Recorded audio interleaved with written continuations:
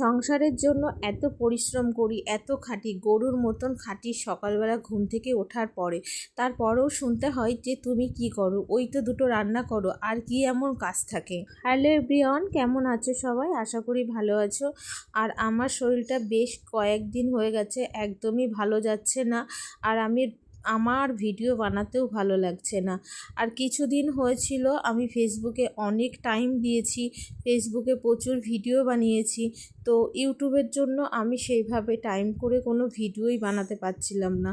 একটা সময় ইউটিউবের প্রতি খুব ইন্টারেস্ট ছিল, সাবস্ক্রাইব বাড়ছিল না বলে এর জন্য আমার ইউটিউবের ভিডিও আর বানাতে ভালো লাগছিল না। আমি বেশ কিছুদিন ধরে ফেসবুকের ভিডিও বানাচ্ছিলাম, আর সেখানে কিন্তু আমার কন্টেন্ট মনিটাইজেশনও আমি পেয়ে গেছি, আর সেটার জন্য ওখানে একটা ইন্টারেস্ট ছিল কাজ করার।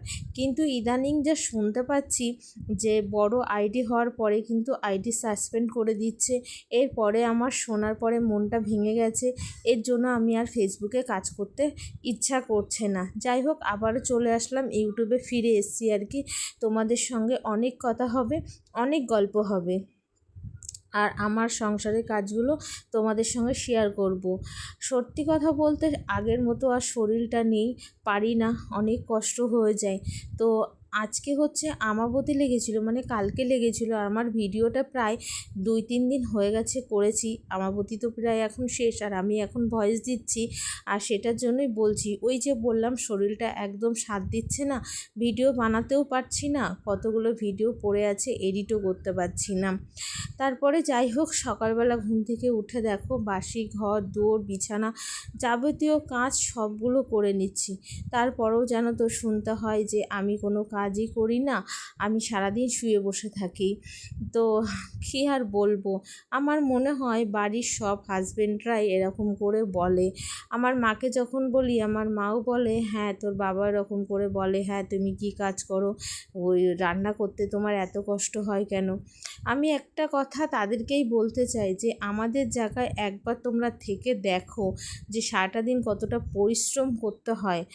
আর আমরা ঘরে থাকি বলে, ঘরের কাজ করি বলে আমাদের কাজের কি কোনো দাম নেই, আমাদের কাজের কি মূল্য নেই? সত্যি কথাগুলো অনেক কষ্ট দেয়, তবুও সহ্য করে নিতে হয়, কিছু করার নেই। কিন্তু একটা সময় তো আমি রোজগার করতাম, সেক্ষেত্রে আমার এই কথাগুলো শুনতে একদম ভালো লাগে না। আমার খুব কষ্ট হয় এই কথাগুলো শুনলে, যে আমি কোনো কাজ করি না, আমি শুয়ে বসে থাকি।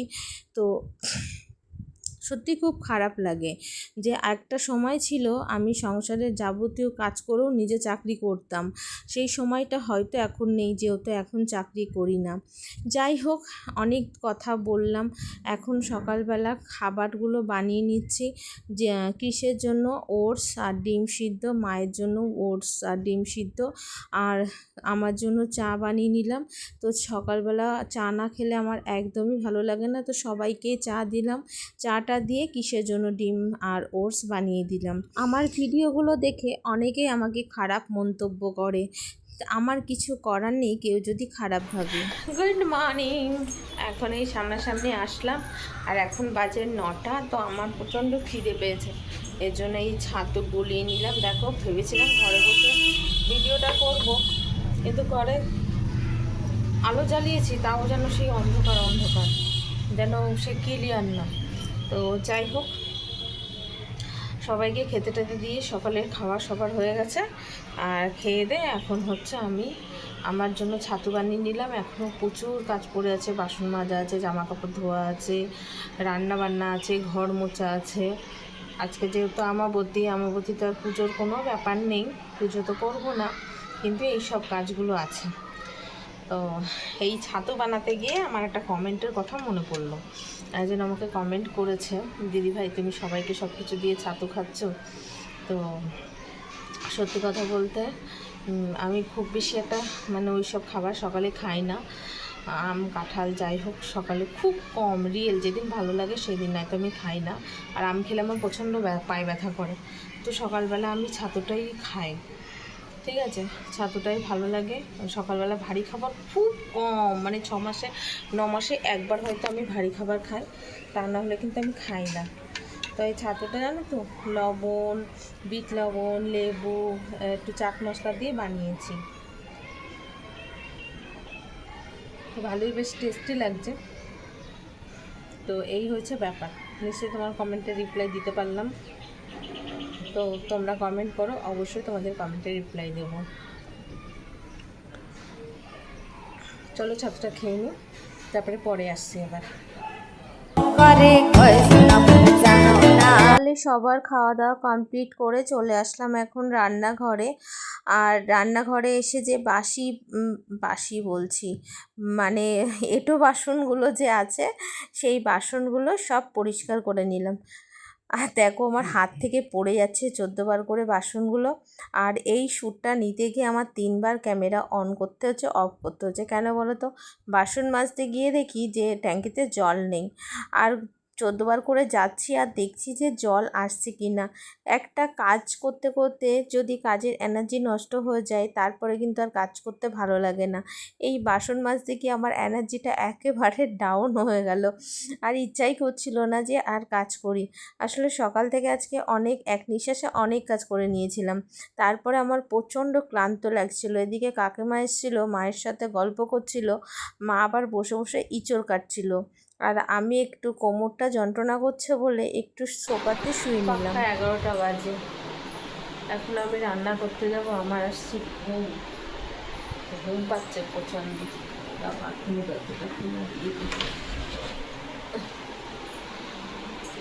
এই রান্না বসাবো, তরকারি সব কাটা হয়ে গেছে। ইঁচড়ের তরকারিটা আগে বসাবো। আজকে হবে ইঁচড়ের তরকারি, ভোলা মাছ আর কী বলে ওটাকে, তোমার ওলকপির ডাঁটা সব কাটাকুটি রয়েছে। এগুলো মা বসে বসে কেটে দিল। এই যে সব গোছানো আছে, এবার মশলাটা রেডি করব, নিয়ে ফটফট বসিয়ে তারপরে তোমাদের সঙ্গে শেয়ার করছি। তো ঘুম পাচ্ছে, মনে হচ্ছে আমি ঘুমিয়ে পড়ি। আমার আর ভালো লাগছে না যে এখন রান্না করি। তো একটুখানি চোখটা বন্ধ করেছিলাম 10 মিনিট মতন, করে নিয়ে এখন এই রান্নাঘরে আসলাম। এবার মশলাগুলো ফটফট করে তৈরি করে নেব, মশলাগুলো বানিয়ে নিয়ে তারপরে এক এক করে রান্নাটা বসাবো। রান্নাটা হতে থাক, তারপরে জামা কাপড় দেখে কী করবো। অনেক জামা কাপড় ধুবি মারা রয়েছে, এখনও তরকারি কেটেছে সেসব রয়েছে। বটিটাকে কাঁঠাল কেটেছে, বটি পুরো আঠা বোঝাই হয়ে গেছে, সেগুলো পরিষ্কার করতে হবে। তো টুকটু করে করি, আর কি করবো। চলো আবার পরে আসছি, আগে গুছিয়ে নিই সব, নাহলে 11টা বেজে গেছে, দেরি হয়ে যাবে।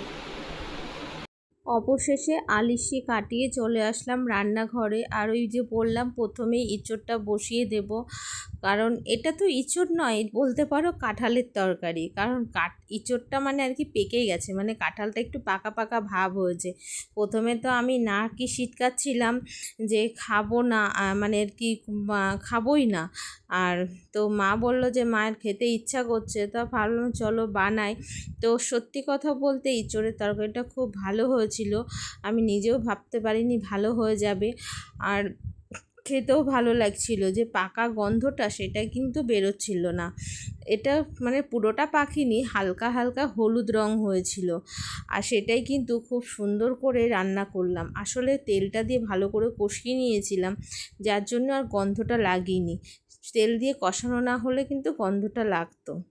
কুচিয়ে দেবো, আদা দিয়েছি, জিরে দিয়েছি, ধনের গুঁড়ো দিয়েছি, কাঁচা লঙ্কা দিয়েছি, গোলমরিচ দিয়েছি, আর পেঁয়াজ আর টমেটো হচ্ছে তেলের উপরে দেব। মা বললো আগে এটা করে নাও, নাইলে তোমার হবে, পেকে যাবে।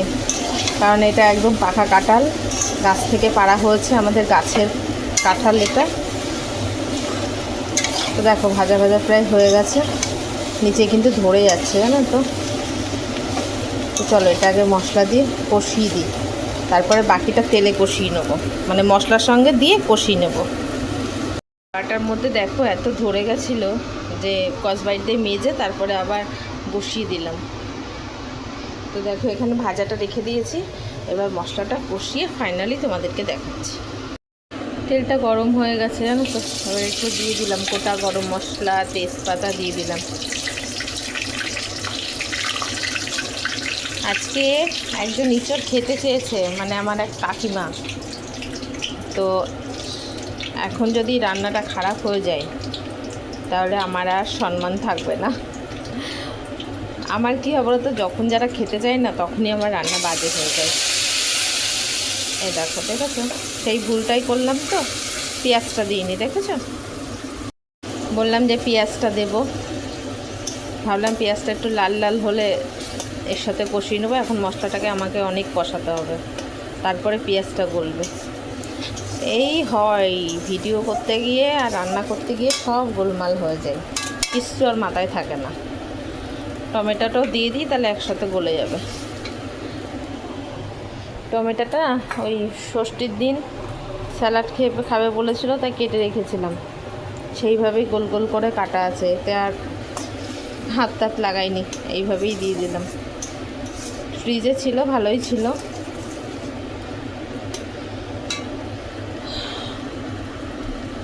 আমি তো ষষ্ঠীতে ব্লগ করিনি, ভালো ছিল না, মন মেজাজ ভালো ছিল না, ভিডিও আর বানাইনি। আর ব্লগ করব করে আর করাই হচ্ছিল না, যে ব্লগ স্টার্ট করব, ব্লগ বানাবো। ফেসবুকে কতদিন টাইম দিচ্ছিলাম জানো তো, ফালতু টাইম দেওয়া হয়ে গেল। আমার ব্লগই বেস্ট, সারাদিন যা কাজকর্ম করি তোমাদের সঙ্গে শেয়ার করতে পারি, আমার ভালো লাগে। তো এটা এখন চোরকুমি আস্তে আস্তে ভেজে নেবো, কষিয়ে নেবো, তাহলে গলে যাবে পেঁয়াজ আর টমেটোটা।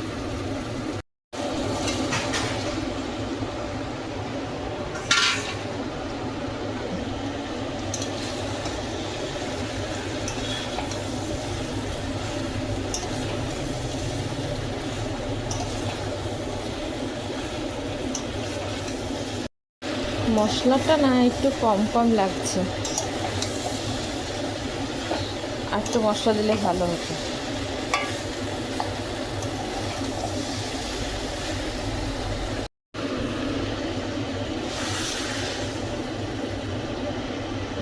এখনো পর্যন্ত বলিনি যে তোমাদের সাথে যে আমি কি কি রান্না করছি। তো আজকে হচ্ছে প্রায় 3 রকম রান্না হচ্ছে। এখানে আমি ভোলা মাছ ভাজবো বলে কড়াটা বসিয়ে দিয়েছি, আর এই কড়াটা আমার কাঠে রান্না হচ্ছিল। প্রায় 3 মাস আমি কাঠে রান্না করেছি, আর কাঠে রান্না করে কড়াটা পুরো লোহার কড়াই হয়ে গেছে।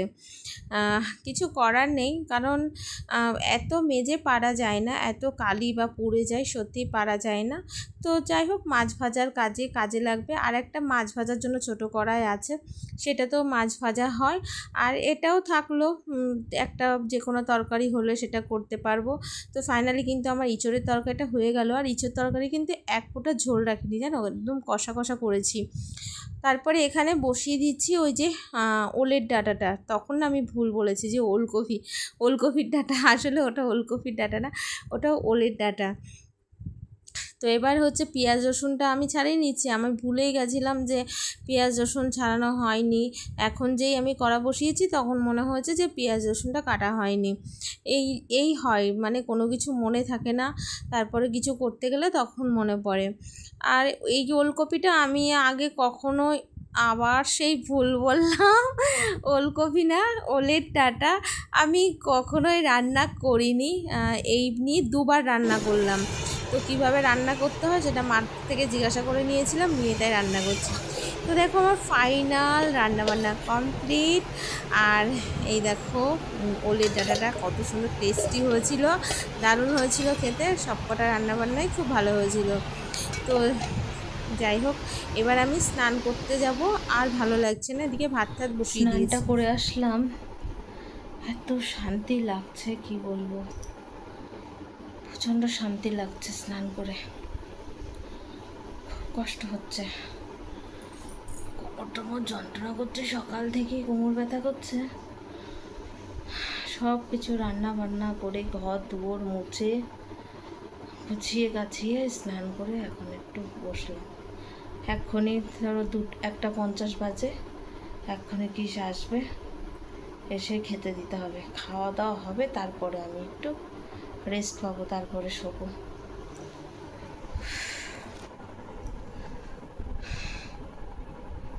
তো দম দিতে পারছি না, একটু শুয়ে নিই যতক্ষণ আসবে। ভাতটা উপর দিয়ে আসলাম, ভাত বসিয়ে দিয়ে স্নান করতে গেছিলাম, ভাতটা উপর দিয়ে দিলাম। দেখে একটু মেয়েকে ফোন করি, পরে আসছি। আমরা দুপুরে খাওয়া দাওয়া করে দেখি কী খাচ্ছ দেখায়। এই দেখো এখন বসে পড়েছে মিষ্টি নিয়ে, তার সঙ্গে টক দই খেয়েছে। আর এই যে আমার টক দই না, এটা টক মিষ্টি দই। এই যে আমি এখন নিয়ে বসে পড়লাম।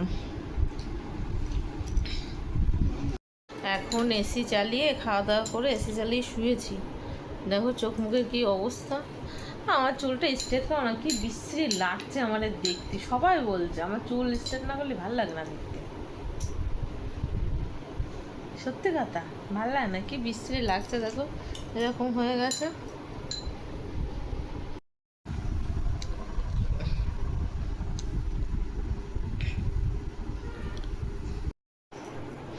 বন্ধুরা এখন বাজে ওই 8টা, আর আমার শরীর একদম চলছে না, প্রচণ্ড খারাপ লাগছে।